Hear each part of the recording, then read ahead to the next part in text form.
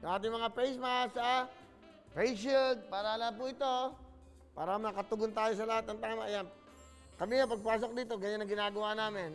Kaya alam, mahirap magsalita, ha? Parang magiging nungungo ka dyan. So, ayan o, para safe. Pero lahat to ng tao dito, lahat, yan, pakita mga jong, yung ating mga, hindi, pakita kayo. Mga cameraman, pakita mo sila. Yan. Yan, lahat po dito, yan, sumusunod kami sa protocol. Lahat po naka-face shield, naka-face mask. So, yan ang dapat dito. So, di po pwede. At konti na lang po kami, social distancing na po kami dito. Yan, pakita mo naman DJ natin, galing-galing eh. O, di ba? Galing-galing, saka nagbago na siya, balik loob na siya. Yan.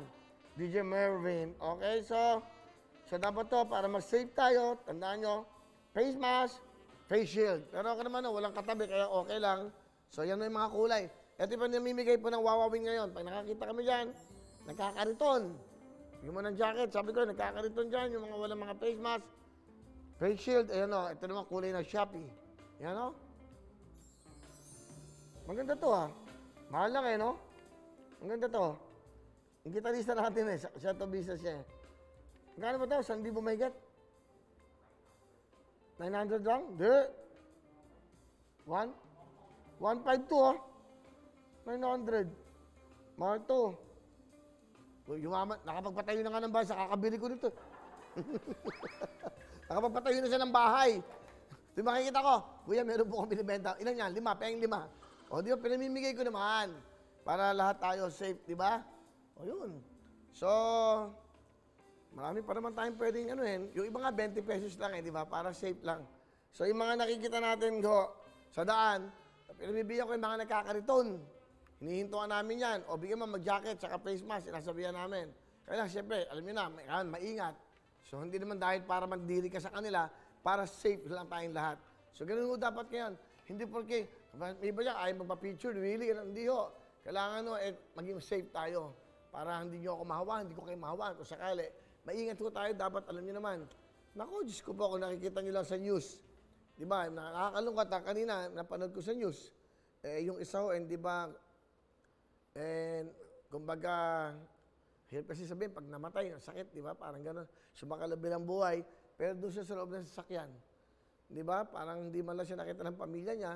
Nagkulong lang ho siya doon dahil punong-puno na raw sa ospital. So, nag-quarantine siya sa sasakyan. Tapos, yun ho, ang nangyari, tinawagan pa niya yung kaibigan niya, nagpaalam pa siya ron. Sabi niya, okay lang siya, okay, pero ayaw niya paalam sa pamilya niya na, di ba, nahihirapan talaga siya. Yun ang pinagdadaanan natin ngayon, napakahirap po eh. Kami dito kanina, tulala, lahat, tahimik. Di ba? Sasabihin ka lang, magpatugtog ka, DJ Mervin, para sumaya naman tayo. Wala ho tayong magagawa, ganito talaga ang buhay natin. Basta huwag kayong mag-iisip huwag kayong manghihinaan ng loob. Isipin yung mga manyo sa buhay. Lalo na yung mga padre di pamilya, di ba? Kung wala naman tatay yung mga yung mga nanay, kayong ilaw ng tahanan. So, huwag kayong mawawala ng loob, di ba? Lumaban tayo, labanan natin itong COVID na to. Huwag tayong magpapatalo sa kanya. Paano siya labanan? Of course, sumunod tayo sa tama. Face mask, face shield, social distancing. Saka ang nakakahawaan daw ngayon, pamilya. So that, maingat. Sa ating mga mahal na mga kasambahay, cook, pag kayo namamalengke, Diyos ko po, huwag kayo nakikipaghawakan sa kamay doon sa mga pera ng Di ba? Kung magaganda nga, may patpat eh. Alam mo, may parang gano'n. Pag magbayad mo ng pera, nakaipit yung pera. Ang hirap talaga. Lahat ng ito dapat natin gawin para sa atin to. Yung buhay na sinasave nyo, buhay po ng mga mahal sa buhay. Kaya dapat to talaga ingatan. Dito ho, napaka-stricto dito sa Will Tower. Kung wala kang swab, kung wala kang RT-PCR, hindi ka makakakit dito. Ngayon, every week ko, ang nangyayari sa amin ngayon, starting Monday, lahat po kami magsuswab na. Every day ho yan. Hindi naman, every week, no? So, hindi kami lalabas. Nga, kakausapin ko nga itong aming mga cameraman, pasensya na sa mga asawa nila, talagang dapat nakabubble tayo. Kasi, ito lang, simple lang. Pag nag-positive ako, wag naman po, Lord, no? Saan? Show natin. Hihinto ako eh. Pag hinto ko, paano na yung mga umaasa sa atin? So, dapat ingatan natin. O kunyari, mangyari sa akin yan, magkahawahan tayo dito. Kaya napaka-stricto ho namin ngayon dito.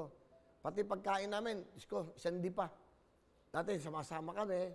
Kasi kailangan sumunod para sa atin to. So, mag-ingatan tayo. Ingatan nyo ako, ingatan ko kayo, at ingatan nyo yung pamilya.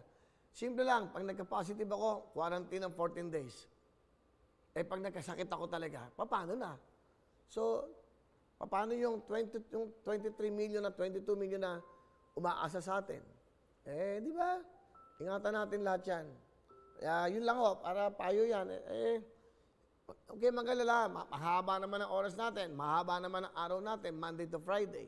Di ba? Kaya nga nandiyan na naman ulit ating mga sponsors. Ako sa totoo lang, may nararamdaman din ako.